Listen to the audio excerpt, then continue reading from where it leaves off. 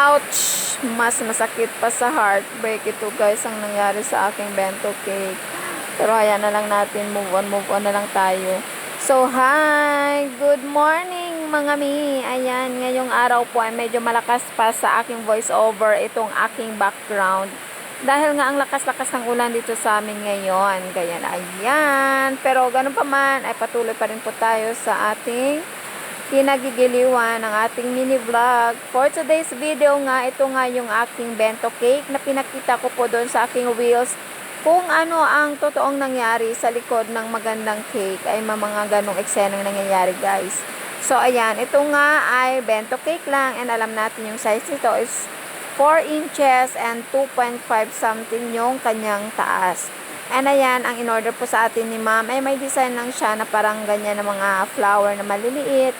So, ang ginawa ko dyan, nag-pipe lang ako. And ayan, control na lang po ng ating pulso kung paano natin i-pipe yung ganyang flower na magkasya po sa maliit na size ng ating bento. Yung una kasi, yung bago ko siya binuhat, alam ko na, nafe-feel ko na sa sarili ko na may mangyayari kasi. Sabi ko, always kasing ginagawa ko is dalawang, ano ba yung tawag dito?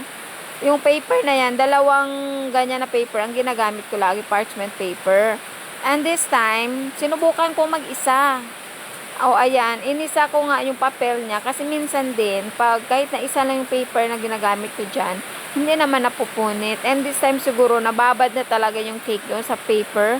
Kaya yung paper ay nabasa at saka ayon, napunit.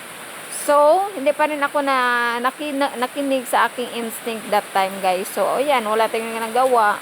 Hi, balik na lang, gawa na lang ulit. Nung una, sinubukan ko pa siyang ano lang sana siya guys, ano ba yung tawag? I-fix ko lang yung sa side niya. Kaso sabi ko, pag i-fix ko lang yung side niya, yung mga naka-pipe na flower ay hindi na maganda kasi nga, madadaanan siya ng ating scraper. So, ang ginawa ko, yun, inulit ko na lang talaga lahat. Sa panahon na to guys, sa time na to is okay naman siya. O, ayan na, 'di ba? Maganda na ulit yung ating bento cake, pero yun lang, nagawa natin ng pangalawang beses. Parang equivalent na lang din ng dalawang bento cake yung ginawa natin this side. And so hanggang dito na lang ang ating mini vlog for today's video. By the way guys, thank you for watching. Bye!